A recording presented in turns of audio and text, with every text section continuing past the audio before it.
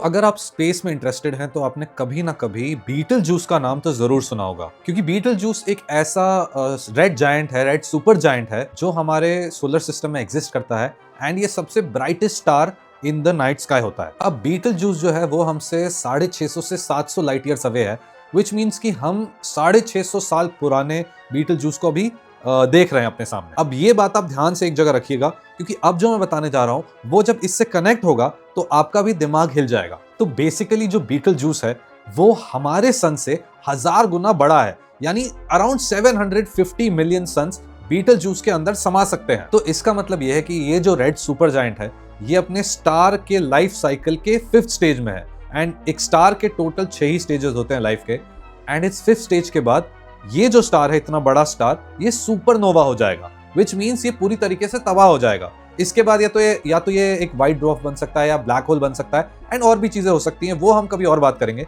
लेकिन यहां पर मैं आपको ये बताना चाहूंगा कि साइंटिस्ट्स और बाकी जितने भी एक्सपर्ट्स हैं जिन्होंने प्रेडिक्ट किया था कि बीटल जूस सुपरनोवा कब होगा, उन्होंने बोला था कि बीटल जूस एक्चुअली सुपरनोवा होगा 100,000 ईयर्स के अंदर। लेकिन अभी जस्ट हबल टेलीस्कोप ने एक डिस्कवरी की है कि जो बीटल जूस है उसके अराउंड जो उसकी वेक है, जो बुलाया जाता है एक स्टेलर वेक, मतलब उसके अराउंड जो गैसेस हैं वो कैसा बिहेव कर रहे हैं। तो बेसिकली हबल टेलीस्कोप से ये पता चला है कि वो जो उसके अराउंड गैसेस हैं वो किसी और पर्टिकुलर प्लैनेट से खिंच रहे हैं एंड वो बिहेवियर चेंज हो रहा है, विच मीन्स कि उस बीटल जूस स्टार के अराउंड कोई एक ऐसा प्लैनेट या एक ऐसा सेलेस्टियल बॉडी है जो उस पे अपना ग्रेविटेशनल पुल लगा रहा है। जिसका मतलब ये हो सकता है कि या तो कोई बहुत बड़ा स्टार है उससे जिसको अभी तक हम जानते नहीं है, या कोई बहुत बड़ा प्लैनेट है जो इसके ऊपर अपना ग्रेविटेशनल पुल लगा रहा है, एंड इसकी वजह से हो रहा है एक स्टेलर वेक। तो अब इस स्टेलर वेक का मतलब ये है कि बीटल जूस, जिसको प्रेडिक्ट किया जा रहा था कि वो 100,000 ईयर्स में सुपरनोवा होगा,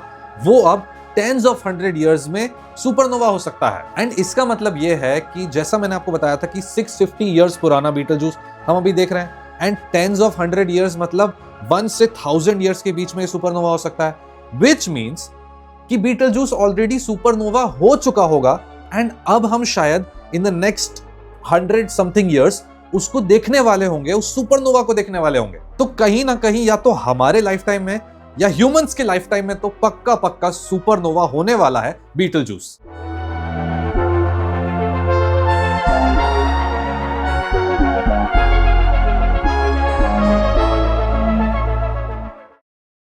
सो स्पेस में कुछ ऐसे इवेंट्स होते हैं जो एक सिविलाइजेशन को डिफाइन कर देते हैं, और बीटल जूस उन्हीं में से एक इवेंट का हिस्सा बन सकता है। एक ऐसा जायंट स्टार जिसके बारे में साइंटिस्ट्स अभी भी कंफ्यूज हैं कि क्या ये बहुत जल्दी सुपरनोवा हो सकता है या हम बस एक कॉस्मिक ड्रामा देख रहे हैं। बीटल जूस ओरायन कॉन्स्टेलेशन के लेफ्ट शोल्डर पर एक रेड सुपर जायंट है, अर्थ से लगभग 640 लाइट ईयर्स दूर, पर उसका एक्चुअल स्केल समझना जरूरी है। तो अगर बीटल जूस को उठाकर हमारे सोलर सिस्टम के बीच में रख दिया जाए हमारे सन की जगह, तो उसकी आउटर सरफेस पहुंचेगी मार्स और जुपिटर के ऑर्बिट के बीच तक। ये स्टार लिटरली इतना बड़ा है कि हमारे सन के जैसे 1 मिलियन स्टार्स उस बड़े स्टार के अंदर समा जाएंगे। और सबसे इंटरेस्टिंग बात पता है, ये अपने लाइफ साइकिल के फाइनल स्टेज पर है। मैसिव स्टार्स का एंड जनरली एक ही डायरेक्शन में जाता है, जो कि होता है एक टाइप 2 सुपरनोवा। जब एक स्टार के कोर में न्यूक्लियर फ्यूजन एंड हो जाता है तो एक स्टेज आता है जहां वो आयरन बनाने लग जाता है, और आयरन एक ऐसा एलिमेंट है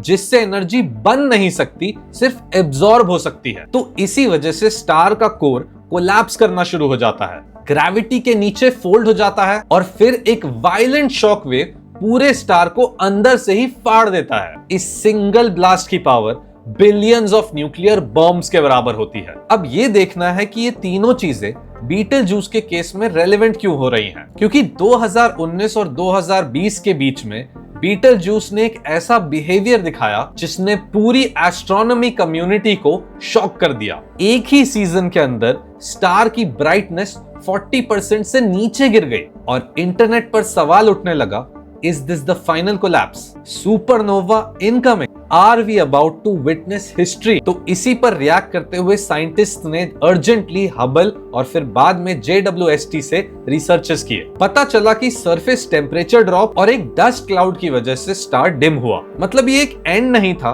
बट एक मेजर सिग्नल था कि स्टार अपने फाइनल स्टेजेस पर है और वो स्टेबल नहीं है। अब साल आया 2025 और 26 का, जिसके आसपास एक बहुत बड़ी चीज सामने आई। हबल टेलीस्कोप ने बीटलजूस के आसपास ग्रेविटेशनल डिस्टर्बेंसेस देखे। साइंटिस्ट ने स्टार के आउटर मटेरियल के फ्लो में एक स्ट्रेंज टग पुल इफेक्ट नोटिस किया। मतलब गैस और स्टेलर विंड एक डायरेक्शनल ड्रैग जैसा बिहेव कर रहे थे। अब ये किस रीजन से हो रहा था, इसके पीछे 3 हाइपोथेसिस है। पहला है कोर इंस्टेबिलिटी। बीटलजूस अपने फाइनल स्टेजेस में हो सकता है और इंटरनल चेंजेस की वजह से ग्रेविटी अफेक्ट हो रही है। सेकंड है हिडन कंपेनियन। कुछ एस्ट्रोनॉमर्स ये मान रहे हैं कि बीटलजूस के आसपास एक छोटा सा कंपेनियन स्टार हो सकता है जो इस मास मूवमेंट को इन्फ्लुएंस कर रहा है। तीसरा है massive mass loss. Red Super Giants के लास्ट फेजेस में मैसिव मास शेडिंग होती है और ये बहुत ही ज्यादा वायलेंट भी होती है, जो कभी कभी लोकल ग्रेविटी फ्लक्चुएशंस क्रिएट करती है। ये ग्रेविटेशनल डिस्टर्बेंस कोई ग्रेविटेशनल वेव नहीं है, पर एक लोकल ग्रेविटेशनल बिहेवियर है,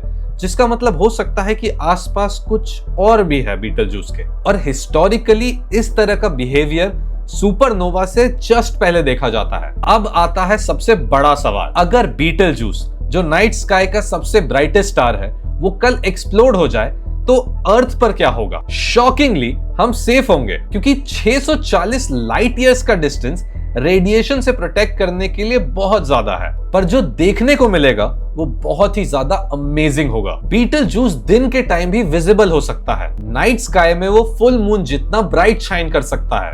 वीक्स और मंथ्स तक लोग एक डाइंग स्टार को देख पाएंगे लाइव। अब अगर ह्यूमैनिटी के पास कोई अल्टीमेट कॉस्मिक सिनेमा टिकट होता तो ये एग्जैक्टली वही मोमेंट है। तो अब ये सुपरनोवा होने कब वाला है? अब साइंटिस्ट के अकॉर्डिंग कॉस्मिक स्केल में सून का मतलब कुछ ज्यादा ही एब्स्ट्रैक्ट होता है। बीटलजूस कल भी एक्सप्लोड कर सकता है या बीटलजूस 100,000 इयर्स के बाद भी एक्सप्लोड कर सकता है। पर जो चीजें हम ऑब्जर्व कर रहे हैं, डिमिंग, डस्ट इजेक्शंस, ग्रेविटेशनल अनोमलीज, ये सब कुछ इंडिकेट कर रहा है कि ये स्टार अपने फाइनल स्टेजेस में ही है। और अब बस मेरा फाइनल थॉट यही है, बीटलजूस अगर एक्सप्लोड होता है तो वो सिर्फ एक स्पेस इवेंट नहीं होगा, ये वो आंसर्स लाएगा कि कैसे हैवी मेटल्स लाइक गोल्ड और यूरेनियम बनते हैं, कैसे न्यूट्रॉन स्टार्स फॉर्म होते हैं और कैसे एक स्टार लिटरली डेथ के मोमेंट पर यूनिवर्स में नए एटम्स डिस्ट्रीब्यूट करता है।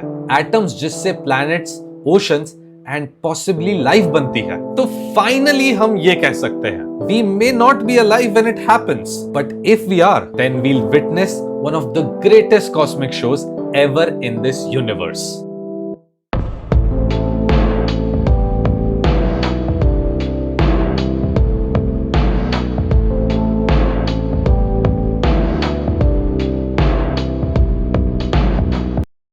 पिछले 70 सालों से भी ज्यादा से हम सोचते आ रहे हैं कि हमारे सोलर सिस्टम का मैप कंप्लीट है, एक कलेक्शन ऑफ 9 ऐसी दुनिया जो एक सिंगल स्टार के अराउंड रिवॉल्व करती है। लेकिन इन सब से बहुत दूर अंधेरे में है कुछ और, एक छोटा सा पॉइंट ऑफ लाइट जो कि अननोटिस्ड और अननोन था सालों से।